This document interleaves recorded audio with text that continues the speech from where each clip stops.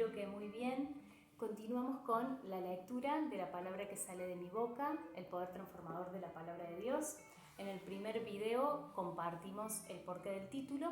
En este video vamos a continuar por el capítulo 1, que se titula El ejemplo de Cristo.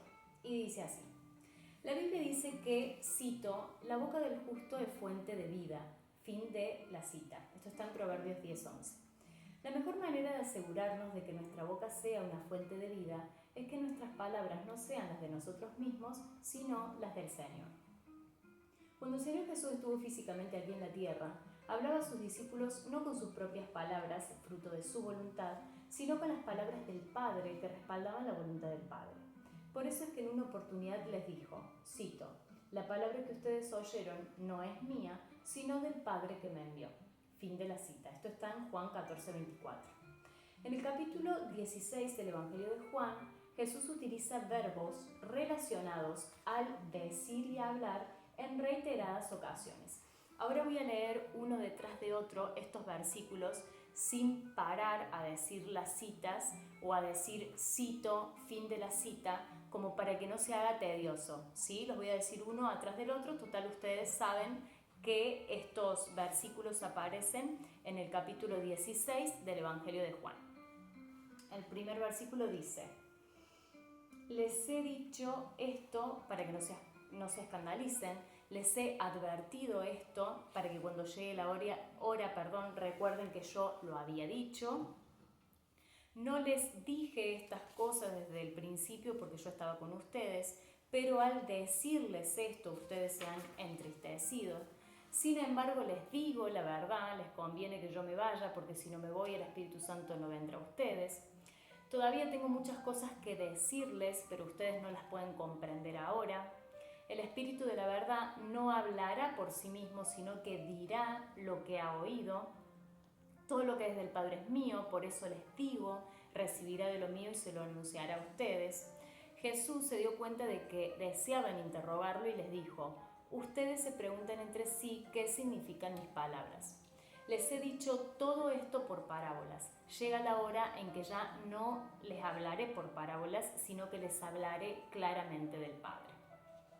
Hasta ahí estas citas que hablan o que usan mucho estos verbos del decir y del habla. Las palabras son importantes porque manifiestan el carácter de quien las dice o de igual manera representan a aquel de quien hablan. Jesús hablaba con sus discípulos acerca del Padre y del Espíritu Santo, y a su vez, tanto el Padre como el Espíritu daban y dan testimonio de Jesús. Cuando nosotros hablamos acerca de Jesús, damos testimonio de quién es Él y simultáneamente damos testimonio del Padre y del Espíritu Santo con quienes Jesús vive y trabaja constantemente. Dar testimonio de Jesús puede manifestarse en nosotros, ya sea con palabras concretas o con actos que den cuenta de que la palabra de Dios mora en nosotros, que es lo mismo que decir que la Trinidad mora en nosotros, como el Señor mismo lo enseñó en Juan 14:23. Cito: Jesús le respondió, el que me ama será fiel a mi palabra y mi Padre lo amará. Iremos a Él y habitaremos en Él. Fin de la cita. Si las palabras de Jesús, que son las de Dios, habitan en nuestra boca, corazón, pensamientos, actos, entonces Él habita en nosotros. Por eso es que en el capítulo 15 de Juan, Jesús dice que Él es la vid verdadera y que nosotros somos sus pámpanos. Esta analogía representa la unión orgánica que existe entre Dios y nosotros a través de su palabra. En el versículo 3 de ese mismo capítulo, Jesús dice a sus discípulos, cito, ustedes ya están limpios por la palabra que yo les anuncié. Fin de la cita. Y más adelante agrega, cito, si ustedes permanecen en mí y mis palabras permanecen en ustedes, pidan lo que quieran y lo obtendrán. Fin de la cita. Las palabras que Jesús habló a sus discípulos son las mismas que nos habla a nosotros diariamente a través de la Biblia. Y son esas palabras las que están ahí para enseñarnos que podemos vivir una vida sin ser gobernados por el pecado. Ahora, claro está que esto no es posible de un día para otro, sino que es parte de una permanente ejercitación de lectura de las Escrituras en nuestra vida de fe. Aún en tiempos difíciles en los que no comprendamos lo que leemos o no tengamos ni siquiera el interés de leer y estudiar la palabra de Dios, Él nos promete levantarnos y ayudarnos a volver a empezar. Esto está en el Proverbio 24, versículo 16. En el Salmos 19:9 se plantea una pregunta cuya respuesta hace foco en que la palabra nos ayuda a vivir en pureza. David cuestiona: ¿cómo un joven llevará una vida honesta? E inmediatamente responde en el verso 10: cumpliendo tu palabra. El rey sabía que su vida sería honesta si él mismo cumplía la palabra de Dios. En el verso siguiente vuelve a enfatizar la palabra, pero esta vez con el propósito de que guardándola, ella lo librase de pecar contra el Señor. Cito: conservo tu palabra en mi corazón para no pecar contra ti. Fin de la cita. Esto está en el Salmo 119, versículo 11. La vitalidad de la palabra del Señor nos demuestra que sus palabras no son solo palabras como aquellos sonidos que nosotros producimos con nuestros órganos fonadores. La palabra de Dios es la palabra por excelencia que desde el principio de la creación viene dándole vida y forma a todas las cosas. Por eso Jesús dijo en Juan 6:63, cito: el Espíritu es el que da vida, la carne de nada sirve. Las palabras que les dije son espíritu y son vida. Fin de la cita. La diferencia sustancial entre la palabra del Señor y nuestras palabras hace que sea importante que consideremos nuestra forma de hablar, no para que hablemos como nos viene en gana, sino justamente inspirados por la palabra de Dios, o lo que es lo mismo, guiados por el Espíritu Santo y las enseñanzas de Jesús. Si volvemos al Salmo 119, pero en el versículo 13, el salmista afirma la importancia de proclamar con sus labios la palabra de Dios. Cito: yo proclamo con mis labios todos los juicios de tu boca. Fin de la cita. El término proclamar viene del latín proclamare y tiene varias acepciones. Esto es según el diccionario de la Real Academia Española. 1. Publicar en alta voz algo para que se haga notorio a todos. 2. Declarar solemnemente el principio o inauguración de un reinado u otra cosa. 3. Dicho de una multitud, dar voces en honor de alguien. 4. Conferir por unanimidad algún cargo. 5. Dar señales inequívocas de un afecto o de una pasión. 6. Dicho de una persona, declararse investida de un cargo, autoridad o mérito. Las primeras 5 acepciones son aplicables a nuestra relación con el Señor. La primera refiere a las proclamas de fe que hacemos frente a otros cuando oramos públicamente. Tenemos un ejemplo bíblico de eso en Deuteronomio 32:3. La segunda, si bien se refiere a las proclamas solemnes que se hacen para inaugurar los reinados, para nosotros los cristianos también significa proclamar el reinado de Cristo sobre nuestras vidas, como dice 1 Timoteo 1:17. La tercera, de alguna manera, podría relacionarse con las proclamas de fe que realizamos en la iglesia junto al pueblo de Dios, puesto que unánimemente damos voces de honor al Señor, como en el Salmos 34:3. La cuarta podría vincularse con unirnos a la voluntad del Padre que confirió la autoridad sobre toda autoridad a su Hijo Jesús, como dice Juan 3:35, Filipenses 2 del 9 al 10, Primera de Pedro 3:22. Y la quinta demuestra nuestra pasión por Cristo, ya que implica dar voces inequívocas del amor afectuoso que tenemos hacia Dios. Y el ejemplo de este está en el Salmo 71:8. La última acepción que denota el diccionario de la Real Academia Española podría vincularse con las proclamas de Cristo al reconocer la autoridad legada por el Padre. Pero es importante aclarar que esta definición no es aplicable a nosotros en igual escala. En otras palabras, nosotros no podemos declararnos investidos de ningún cargo ni autoridad. Tenemos que comprender que si es Cristo mismo quien nos reviste con su poder, esto quiere decir que esta asignación fue legada por el Padre, confirmada por el Espíritu Santo en nuestra comunidad de fe y acompañada por las obras que dan cuenta de que una persona está revestida de Cristo legítimamente. No tenemos manera de autoinvestirnos o de ser simplemente investidos por el hombre. Ahora, todas estas definiciones nos sirven para entender el carácter de nuestras proclamas, aunque lo interesante es que David aclara que realizará la proclama con sus labios. Una vez más, la importancia de decir con nuestra propia boca las verdades del Señor. Una cosa es saberlas, estudiarlas, escucharlas en una prédica del predicador que más nos cae en gracia, pero otra muy diferente es proclamarlas con nuestros labios. Esto implica pensar en el contenido de la proclama y decirla con fe, creyendo que lo que proclamamos alaba a Dios porque es su verdad y que porque es palabra de Dios cumplirá con sus propósitos, como dice Isaías 55:11. Me gustaría introducir una nota aclaratoria de esta idea para evitar malinterpretaciones. Si crees que te estoy diciendo que digas con tus labios cosas que no estás dispuesto a respaldar con tus actos, no me has entendido. Si crees que te estoy diciendo que puedes poner a Dios al servicio de tu voz de mando, no me has entendido. Lo que estoy intentando decirte es que cuando hablamos y vivimos confiados en la palabra de Dios, esas palabras cobran poder. Y cobran poder porque están alineadas al propósito de Dios para tu vida. Te doy un ejemplo. Probablemente no pase nada por el solo hecho de que todos los días digas, voy a ser millonario. Pero sí podrás caminar en el poder de la palabra si proclamas y crees que tendrás una vida abundante y si respaldas ese deseo con tus actos diarios. ¿Por qué podrías ser millonario? Porque el Señor nos promete que en Él tendremos una vida abundante. Cito, yo he venido para que tengan vida y para que la tengan en abundancia. Fin de la cita, esto está en Juan 10:10. Ahora, recuerda que la manera de ser millonario o rico desde la perspectiva de Dios es hacer tesoros en el cielo. Esto lo dice Mateo 6, del 19 al 21. Aunque ello no quita la posibilidad de serlo aquí en la tierra, como explica el pastor Juan Carlos Harrigan en el devocional matutino de su canal de YouTube. Cito, la prosperidad y la bendición están condicionadas en la Biblia. Es decir, tú no puedes desear una bendición de Dios si no estás dispuesto a regirte por la voluntad de Dios y por los mandatos de Dios. Fin de la cita.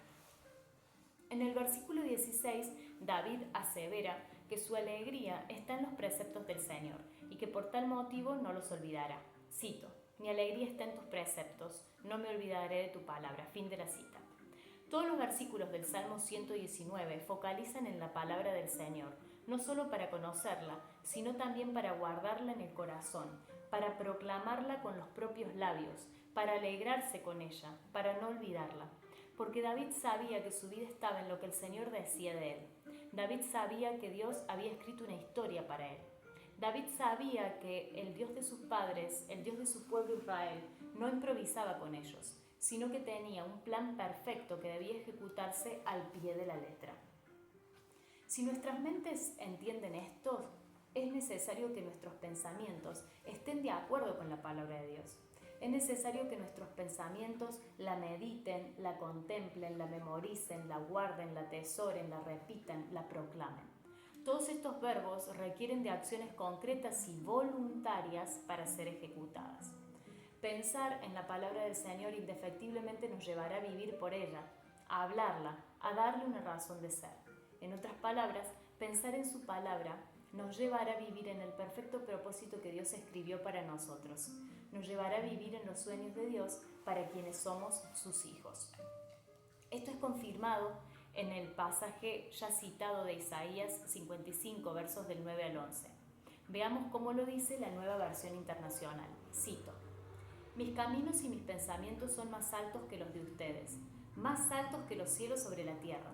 Así como la lluvia y la nieve descienden del cielo y no vuelven allá sin regar antes la tierra y hacerla fecundar y germinar, para que dé semilla al que siembra y pan al que come, así es también la palabra que sale de mi boca. No volverá a mí vacía, sino que hará lo que yo deseo y cumplirá con mis propósitos. Fin de la cita.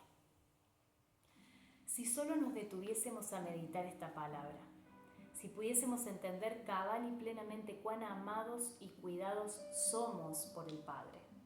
Como un padre que ama con amor verdadero a sus hijos, así es el Señor con nosotros. Como un padre que tiene planes de protección, de provisión, de cuidados, de entrega absoluta por el bien de un hijo, así es Dios con aquellos que le creen. Bienaventurados los que guardan las palabras de la profecía de este libro, dice el Apocalipsis en el capítulo 22, verso 7. Guardar su palabra nos hace felices. Guardar su palabra trae bienaventuranza a nuestras vidas. Y quizá lo más importante, guardar su palabra nos asegurará que estamos viviendo los planes del Señor y no en nuestras propias ideas. Podemos fallar en tomar un versículo que no concuerda con la realidad presente de nuestras vidas, pero de igual manera será mejor creer ese pasaje y esforzarnos por aplicarlo que vivir afanados, cuando no confundidos, por nuestras propias ideas. El Salmo 15, que en la versión del libro del pueblo de Dios se titula Condiciones para acercarse al Señor, en el verso 2 dice que la persona apta para acercarse a Dios, entre otras cosas, será, cito, el que dice la verdad de corazón y no calumnia con su lengua. Fin de la cita. Decir la verdad básicamente consiste en que lo que digamos corresponda con los hechos de la realidad, una realidad que puede ser física o espiritual. Y el no calumniar tiene que ver con no acusar falsamente a otro de haber cometido un delito. Ahora, uno no anda por la vida acusando a los delincuentes, a no ser que nos toque ser víctima de alguno de ellos. Sin embargo, es común que caigamos en calumniar a nuestros propios familiares, amigos o hermanos de la iglesia. ¿Cómo? Cuando en lugar de hablar de ellos con el Señor basados en su verdad, le hablamos a Dios basados en nuestras impresiones sobre ellos o, lo que es peor, en base a nuestros prejuicios sobre ellos. Pongamos un ejemplo. Alguien tiene un hermano drogadicto y en lugar de orar por él basándose en lo que Dios dice de él, ora remarcando delante del Señor su pecado, en este caso diciendo que es un drogadicto, que ya tiene harta toda la familia y pidiendo que cambie rápido porque si no se va a ir al infierno. Ese es el problema. Calumniamos en lugar de bendecir con la palabra del Señor a ese hermano. En Romanos 4:17, Pablo dice que Dios llama lo que no es o no existe como si fuera o existiese. La versión antes citada lo dice de esta manera, cito, el Dios que da vida a los muertos y llama a la existencia a las cosas que no existen. Fin de la cita. Fijémonos que Dios mismo usa la palabra para dar vida a lo que está muerto, como desde el principio lo hizo en Génesis. Cito, entonces dijo Dios, que exista la luz, y la luz existió. Fin de la cita. Esto es Génesis 1:3. Tenemos que dejar de calumniar contra nosotros mismos o contra los demás y habituarnos a hablar las palabras del Padre, porque su palabra creó la luz del mundo cuando solo había caos y oscuridad. Su palabra dio forma a los cielos y a la tierra. Su palabra separó las aguas, los cielos de la tierra. Su palabra creó los animales, las plantas y nuestras vidas. Y es su palabra la que puede revertir cualquier situación de muerte y transformarla en vida de acuerdo a su soberanía.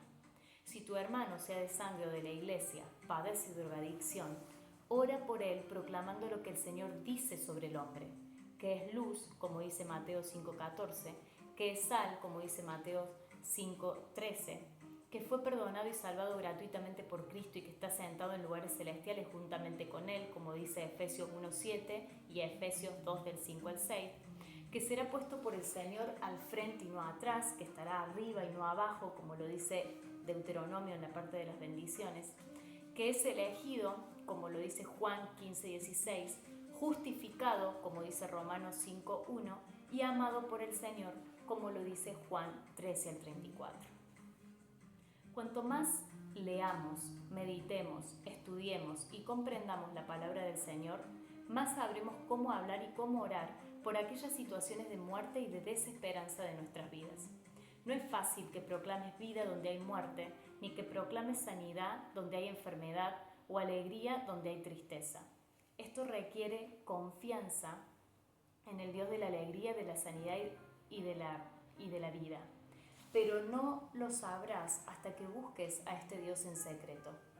Intima con ese Dios para que se te peguen sus modos de hablar. Leer y creer la Biblia es una forma de tener intimidad con Él y de mimetizarte con su palabra. El Salmo 119, en los versos 43 y 46, dice respectivamente, cito, no quites de mi boca la palabra verdadera, porque puse mi esperanza en tus juicios. Hablaré de tus prescripciones delante de los reyes y no quedaré confundido. Fin de la cita. Asimismo, en los versos 49 y 50 del mismo Salmo, David enuncia, cito, «Acuérdate de la palabra que me diste, con la que alentaste mi esperanza. Lo que me consuela en la aflicción es que tu palabra me da la vida». Fin de la cita. En el verso 43, el salmista ruega al Señor que no quite su palabra de su boca, porque su esperanza se sustenta en ella. Y en el 46, predice que hablará las palabras de Dios ante otros reyes. Esto puede ser interpretado al menos de dos posibles maneras. Una tal vez pacífica, a partir de la cual David hablaba, quizá en comilona de reyes, en fiestas solemnes o en reuniones reales. Y otra, quizá la más probable, es la manera en la que David ganaba sus batallas ante otros reyes o ejércitos. Recordemos cuando derrotó al filisteo. David se presentó ante él y le dijo, cito, «Tú vienes a mí con espada, lanza y jabalina, pero yo vengo a ti en el nombre del Señor de los ejércitos, el Dios de los escuadrones de Israel, a quien tú has desafiado». Fin de la cita. Esto está en 1 Samuel 17, 45. David enfrentó al filisteo, que representaba al ejército de un rey opositor de Israel, diciendo con su propia boca quién era Dios para Israel. En los versículos 49 y 50 podemos ver que David se había habituado a recibir palabra de Dios en momentos de aflicción, porque sabía que de ella recibiría vida. Así tenemos que actuar nosotros, en los momentos de dificultad, de necesidad, de impotencia, de incertidumbre, de guerra u oposición, de tristeza o adversidad. Tenemos que ir ante el Señor a pedirle una palabra que nos fortalezca, que nos dé esperanza, que nos dé la salida de la encrucijada, que nos devuelva a la vida. Porque como dijo Pedro en el Evangelio de Juan, capítulo 6, verso 68, cito, «Señor, ¿a quién iremos si solo tú tienes palabras de vida eterna?» Fin de la cita. Ya vamos terminando. La palabra de nuestro Dios hace eco en la eternidad. Es lanzada con un propósito único para cada uno de nosotros.